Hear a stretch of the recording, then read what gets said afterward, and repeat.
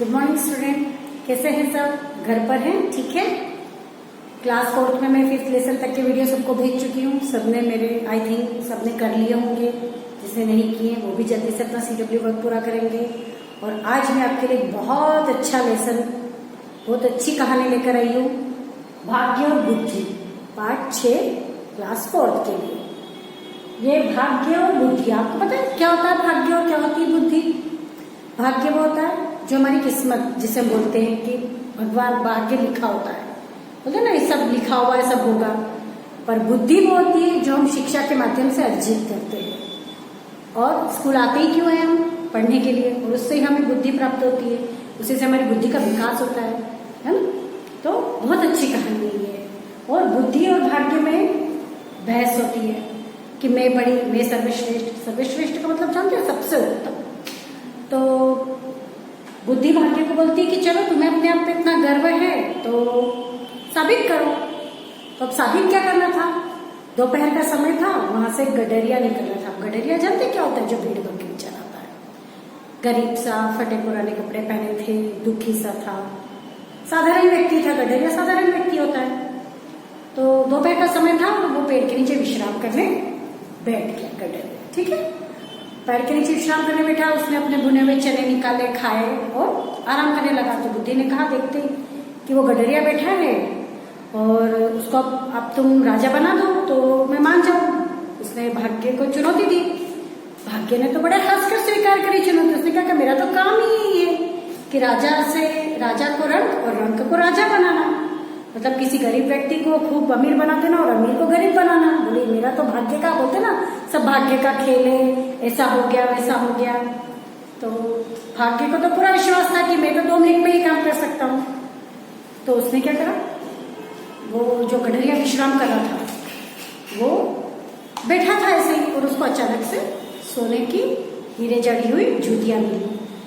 अब गडरिया था, साधारण व्यक्ति था, उसको भाग्य ने अपनी तरफ से उसको वो जूतियां मिल गई और उसने उसको पहन ली। और वो अपना भेड़ बकरी चलने लगा, जैसे एक व्यापारी चल रहा था। तो अपने सेवकों के साथ, तो व्यापारी की नजर पड़ी उस गडरिये की जूती पर, और वो व्यापारी समझ गया कि इतना साधारण सा व्यक्ति और इसको ये जूतियां कहीं से मिली होगी करके उसने देखा। और क्या कहा उसने कि इतनी बहुमूल्य जूतियां तुमने पहन रखी है। तो उस व्यापारी के मन में लालच आ गया। उसने सोचा ये तो मुझे इससे लेनी है। तो उसने उससे 1 बोरी चने के बदले वो जूतियां ले ली। और देखो गडरिये ने दे भी दी। गडरिये ने यहाँ अपनी बुद्धि का इस्तेमाल नहीं किया। उसने उसके लिए तो वो जूतियां साधारण जूतियां जैसी थी, उसे तो पता भी नहीं था कि ये हीरे जवाहरात की। उसने वो जूतियां उन्हें दे दी। अब तो क्या हुआ, अब व्यापारी ने वो जूतियां ले ली, लालच था मन में, और वो जूतियां लेके आगे चला गया। और गडरिया भी अपने काम से अपनी भेड़ों को लेकर चला गया। अब बुद्धि ने बोला कि अरे तुम्हें तो इसको राजा बनाना। तो देखते अब क्या होता है आगे के वीडियो में कि कैसे भाग्य उसको राजा बना पाता है कि नहीं बना पाता है, नेक्स्ट वीडियो में। ठीक है, वो फिर राजकुमार डरा हुआ तो था ही गडरिया, और वो फिर राजकुमारी के साथ रह रहा था। शादी के बाद फिर उसने क्या करा, एक बार सोचा कि अब मैं क्या करूं। चाहता तो था नहीं राजकुमार जैसा जीवन जीना। तो उसने सोचा कि मैं आज रात को खिड़की से कूद के भाग जाऊंगा और यहाँ से चला जाऊंगा। उसने रात को ही भागने की ठानी, और वह जैसे ही कूदने लगा, खिड़की से झांका और कूदने लगा, तो बुद्धि जोर से चिल्लाई, भाग के बचाओ उसे, मैं अपनी हार मानती हूँ। करीब तुमने उसको राजा बना ही दिया, भले भी उसका राज्याभिषेक नहीं हुआ है, पर पुत्री का पति है तो राजा उसी को राजा बनाएगा। तुम तो उसे बचा लो। भाग्य अब मैं कुछ नहीं कर सकता, अब मैं उसे नहीं बचा सकता। मेरा ये काम था राजा बनाना, मैंने वहां तक उसको मैं लेकर आया। तो पर वो फिर भाग्य बुद्धि को बोलता है कि मैं तो नहीं बचा सकता, पर मैं तुम्हारी श्रेष्ठता जानता हूँ बुद्धि, अब उसी को तुम ही बचा सकती हो। अब तुम ही बचाओ, क्योंकि इतना ऊंचा है, उसकी मृत्यु तो निश्चित है अगर वो कूदेगा तो। और ना वो राजा बन पाएगा, ना तुम जीत पाओगी, ना मैं जीत पाऊंगा। तो भाग्य बोलता है बुद्धि को कि तुम ही बचाओ, मुझे विश्वास है कि तुम उसे बचा सकती हो। फिर बुद्धि क्या करती है, उसी क्षण यानी उसी पल गडरिये के मस्तिष्क में, आपको पता है ना बुद्धि कहाँ रहती है हमारे सबकी, हमारे मस्तिष्क में, दिमाग में, वहां प्रवेश कर जाती है, अंदर चली जाती है उसके। फिर जैसे बुद्धि अंदर गई तो उसको बुद्धि आई, मतलब बोलते ना बुद्धि आ गई, उसको दिमाग आया, उसने अपना दिमाग चलाया। उसने खिड़की से झांका और देखा कि अरे अगर मैं कूदा तो मेरी मृत्यु तो निश्चित है। और फिर उसने सोचा कि मैं मरने से मुझे क्या मिलेगा, क्यों ना मैं राजकुमारी का पति बन के उसी के साथ महल में आनंद पूर्वक रहूं और अपना जीवन सुख से बिताऊं।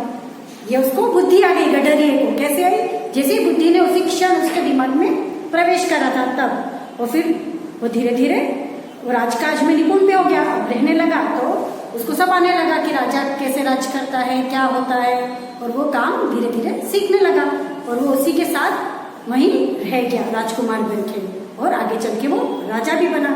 और बुद्धि भाग्य पर हंसती हुई आगे चली गई। तो समझे आखिर में जीत किसकी हुई? बुद्धि की। क्योंकि बुद्धि होने से हम हमारे पास हमारे अपना और विकास कर सकते हैं। कैसे? उसको एक जूती मिली थी, चाहता तो वो जूती से अपना व्यापार चालू कर सकता था, पर उसने ऐसा कुछ नहीं किया और उसने एक बोरे चने के लिए वो अपनी जूतियां बेच दी, क्योंकि उसने तब अपनी बुद्धि का इस्तेमाल नहीं किया था। और बुद्धि का इस्तेमाल नहीं करने की वजह से उसको इतना करना पड़ा। और फिर जैसे ही उसने अपनी बुद्धि का इस्तेमाल किया तो उसे समझ में आ गया कि मैं ठीक है साधारण से भी अपने राजकुमार जैसा बन के रहने लगा। तो आखिर में जीत किसकी हुई? बुद्धि की हुई। तो हमें भी अपनी बुद्धि का विकास करना है। अपनी पढ़ाई लिखाई को, सभी सब्जेक्टों की, सभी विषय की पढ़ाई को व्यवस्थित करके हम अपनी बुद्धि का सर्वांगीण विकास कर सकते हैं। ठीक है, आई बात समझ में कि हमें भाग्य के भरोसे कभी नहीं रहना चाहिए। हमेशा अपनी मेहनत से, अपनी बुद्धि के, अपने दिमाग के द्वारा अपनी मेहनत से सफल होना चाहिए। ठीक है, तो फिर सब तैयारी करेंगे। एग्जाम जब भी हो, जब भी टेस्ट हो, जितना भी वर्क मिला है उसे याद भी करेंगे, रिटन क्लीन राइटिंग में भी लिखेंगे। अभी तो लॉट्स ऑफ टाइम है आप लोगों के पास, स्कूल नहीं आना पड़ रहा है, तो घर पर बैठ के वीडियोस देखेंगे और पढ़ाई करेंगे। तब तक के लिए बाय। नेक्स्ट वीडियो लेके आएंगे आपके लिए, तब तक के लिए बाय बाय। बुद्धि को फिर हंसी आई, क्योंकि उसने देख लिया कि जूतियां तो केवल एक बोरे चने के बदले उसने दे दी, और व्यापारी ने वो जूतियां राजा को भेंट स्वरूप दे दी कि ये मैं आपके लिए लाया हूँ। अब व्यापारी राजा को सच्ची बात नहीं बताना चाह रहा था, तो राजा ने उससे पूछा कितनी बहुमूल्य, इतनी सुंदर और इतनी हीरे जड़ी हुई जूतियां तुम्हें कहाँ से मिली?